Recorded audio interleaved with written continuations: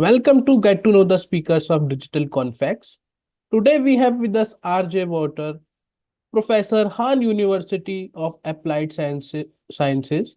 He will be speaking on the topic Unleashing Creativity, Exploring Gen AI in Gaming during the Gaming and Animation Conference happening at Park Plaza Amsterdam Airport on 29th May. Hi Wouter, welcome to the chat show. Hi Ayush, pleasure to be here. Yeah, And thank you very much for the introduction. Yeah, sure. So, Wouter, please give us a brief introduction of yourself and your field of expertise for our audience. Well, I'm happy to do so. Thank you very much. So yes, I'm Wouter. I'm a professor in media design, as you introduced briefly, and I started as a designer in user-centered design, and I have a history in serious gaming, where we try to make games where the goal of the game doesn't align with the goal of the goal in the game, just to help people, empower people to adopt and adapt to new behaviors, learn new skills and new competencies. And as a professor in media design, and we continue this line of research to understand how we can help people through gaming. And of course, we're in media design, we work on the design process. So how can we design these serious games in the best way? And with the coming of generative AI, this process has changed a lot. It sounds very interesting, yeah. Yeah, so it sounds very interesting. So tell us our excitement for our event. Oh, I'm really excited to be there and meet the international community on gaming and serious gaming. I saw a list of speakers, and I'm very curious to hear more about them and their topics, and how they work in gaming and the latest developments on their topics. So moving forward, yeah, really excited to be there. Yeah, so moving forward, I have 3 questions for you today. My first question is, what is creativity in gaming? Creativity in gaming, it's a lot of different things, actually. Creativity in gaming, and especially now with generative AI, I think we have to be very clear and precise about it. So creativity has this magic cloud of the muse, of inspiration, or of tinkering and creating new combinations. And now with generative AI, we have to think more clearly about it. And I think about it in 3 ways. So we have personal creativity, where you as a person come up with things like self-expression, but also problem-solving skills. And there is environmental creativity, so an inspirational environment like this one with plants in the background and a bit of nature, and this can help people to become more creative. And then there's process creativity, where you use a method that helps you in the design process. And then there is a product creativity. And product creativity, of course, the product in itself is not creative, but the product can be, from the product we can measure how the personal, the environmental, and the process creativity came together in a product. Yeah, and I think it's clear that we have to think in this way to pinpoint what we mean with creativity and where the added value of Gen AI is in these terms of creativity. Yeah. As you tell us about the creativity in gaming, tell us how generative AI enhance our creativity. Yeah, so if we're talking about product creativity, it's the game itself, and so platform games are a way of where you can express your creativity, where you can be an open-ended play is specifically in these platform games is a way where you can express your creativity and be autonomous and make autonomous decisions.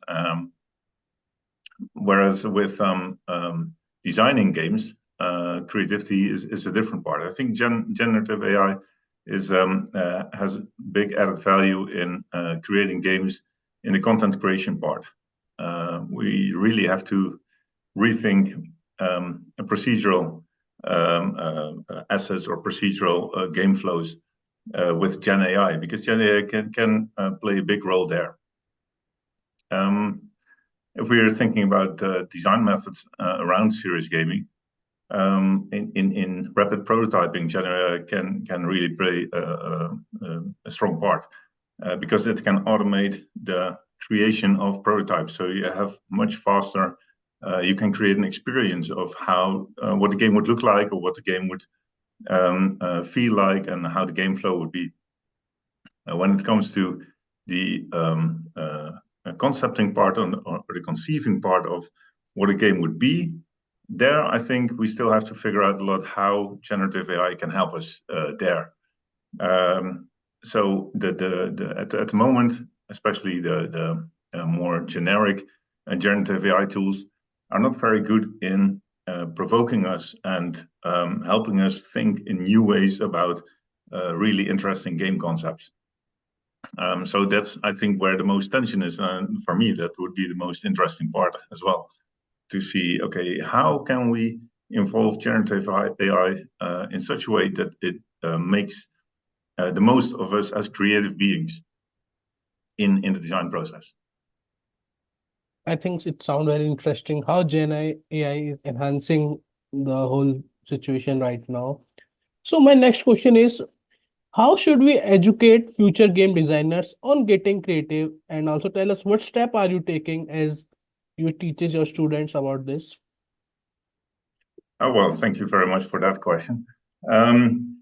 It does change a lot. And to make this the most tangible is that a few weeks ago, parents of young adolescents came to me and say, okay, my child is trying to find a study in education to become a game designer and a content creator. But when they work with Gen AI, they feel like it's already taken my job. So where do I go? And should I invest my time in becoming an asset creator or a game designer? And I understand their fears. I mean, it looks overwhelmingly impressive what Gen AI can create. And as I said before, if the content part of creating games is really something that can be sped up by Gen AI. So we have to challenge these youngsters into becoming more critical and more creative on top of what a generative AI can do, and really invite them to engage in the design process.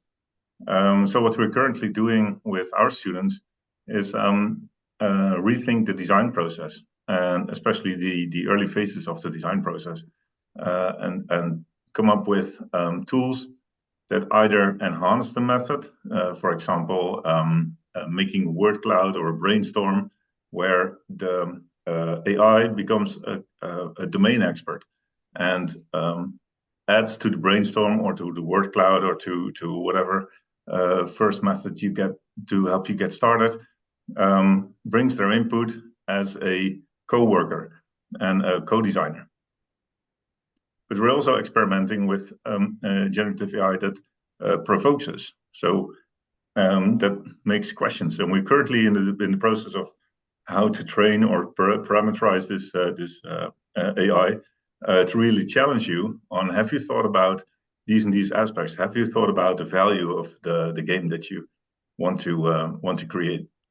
Which basically turns it around. So it puts us in the role of the expert, whereas the AI is the critical friend. And in this way, we're experimenting with how Gen AI can help us as a designer in our creative process. I think you gave a very nice example.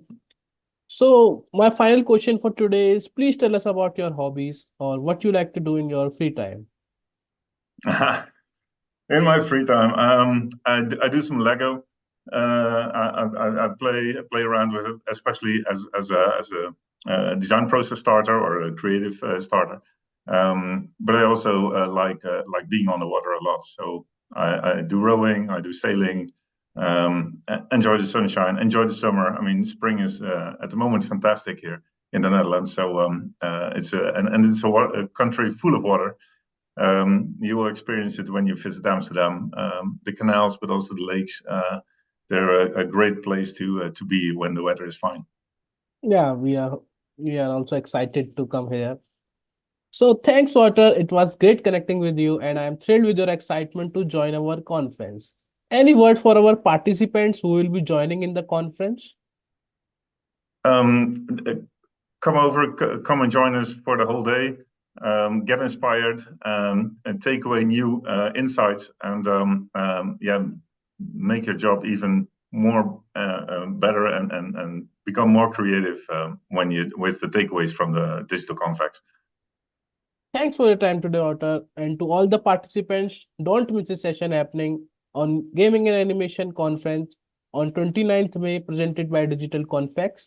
Get a great chance to connect with them in person. See you soon, Wouter. See you, Ayush. All right.